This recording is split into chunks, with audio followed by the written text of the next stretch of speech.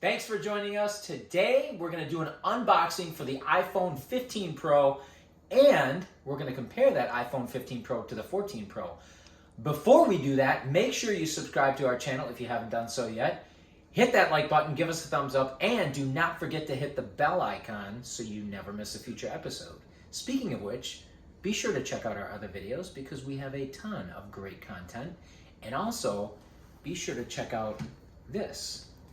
This is my awesome book. The Softest Cushion to Fall Back On is one filled with hard cash. Not only is this book very inspirational, but it's packed with tips and tricks on how to save money, how to get free stuff, and how to manage your finances for extreme success. Links are going to be down below in the description so you can secure your copy. So here, we got the iPhone 15 Pro, brand new, just arrived in the mail today, still in the box. Come on in, camera lady, so we can get a better look at this. And I actually have the 14 Pro box here too. And you can see they're really not much different.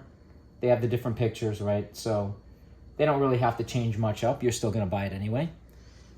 And you can see the back, they've got their little barcodes, etc. But they're basically the same, or very similar. Obviously, the only real difference is the picture on the top. But here we go. So let's open this thing up. We got our pull tab. Can we see this? Are we got zoomed in here? Are we got everything in focus so we can check this out? And I'm kind of excited because there are a few key differences in the 15 Pro. I didn't need to get it, obviously, but okay, here we go. And oh wow, this is definitely lighter. This is cool. I can already tell this is lighter than the 14 Pro because it has the titanium casing, right? And it appears that the edges are a little bit smoother. And we're gonna check this out a little more in depth. Let's peel the, well first, before we do that, before we peel this off, let's check out what else we have in here. It looks pretty standard, right? You got your, actually, you know what? Hang on, stay focused here. I'm going to compare the two boxes, right? So we can look. All right, so here's the 14 Pro here, 15 Pro. And no, I didn't even use the lightning charger here. I don't even know if this is USB-C to lightning or if it's, yeah, it is. So USB-C to lightning. And the reason I didn't use this is because most of you know the iPhone or the Apple branded cables unfortunately tend to be pretty cheaply made. So we still got a brand new cable there. And this did not have, typically this little insert would contain the pin to remove the SIM card, but because the 14 Pro was also an eSIM, it didn't have that. I think it had a sticker in there. Yeah, it's got an Apple sticker and some other little tiny instructions that you need a microscope to read, whatever, that's fine. Okay, so they're very similar, and I'm sure this has the same thing. What does this have? Designed by Apple in California. Yep, it looks like it's got the same thing as an Apple sticker, so you can support the richest company on the planet more than just overpaying for their iPhones. You can advertise for them for free as well. No thanks.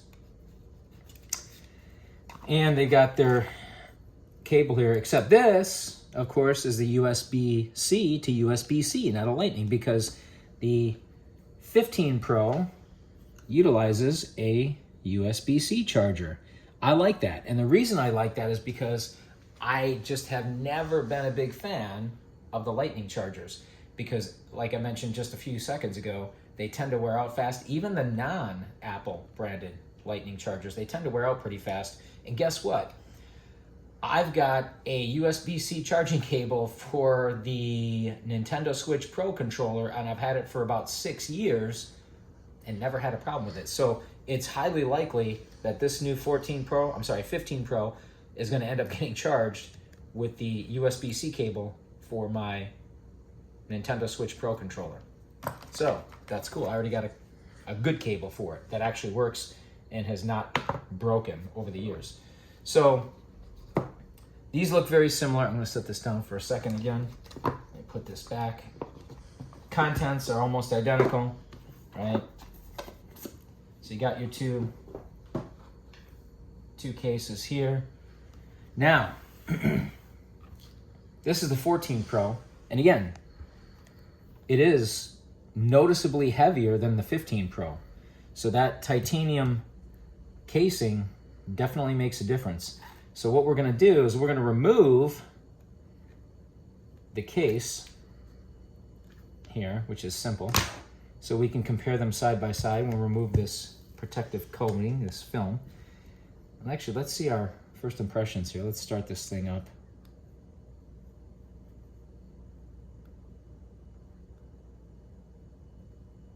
Oh, here we go. So we're booting, obviously. Size-wise, they look to be identical, right? And of course, even the 14 Pro had the dynamic island at the top center, and so does the 15 Pro, obviously. But again, you've got your lightning charger versus your USB-C port.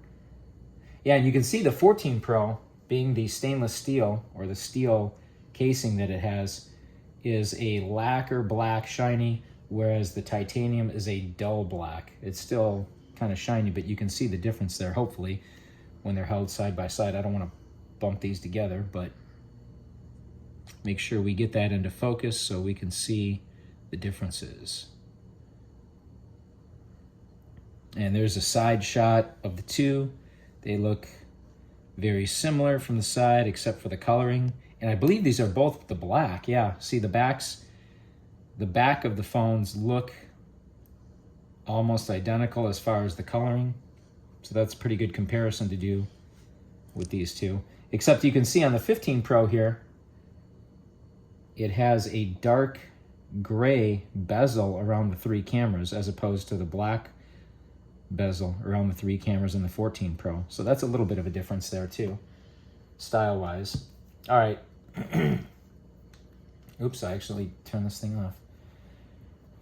So, oh, whoa. It's a good thing I dropped it on there and not the counter. All right. English, United States. Yeah, that's fine. I don't know.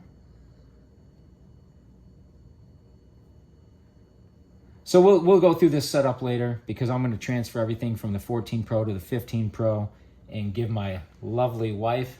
By the way, happy birthday to my lovely wife.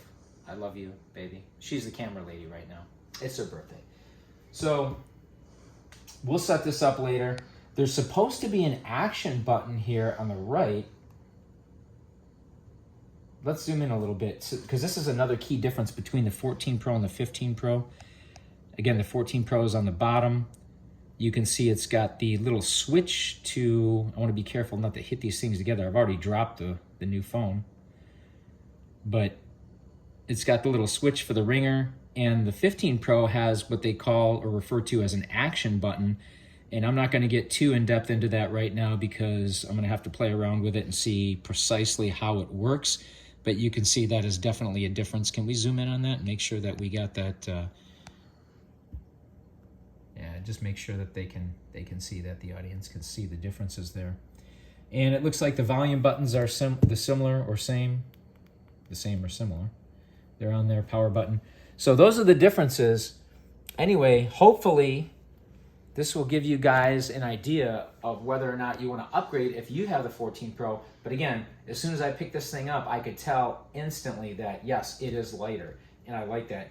And, of course, the 15 Pro is supposed to have a slightly better battery or battery life because of the new processor. It's supposed to be more efficient. Now, here's a really cool, interesting fact. This 15 Pro is a 256 gig memory, and so is the 14 Pro.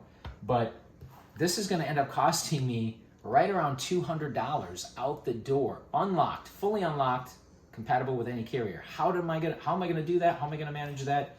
You're going to want to read my book because it's in the book. That's why I always tell people to check this out. But let us know what you think in the comments below. As always, thank you for liking, subscribing, watching, commenting, and we will see you next time.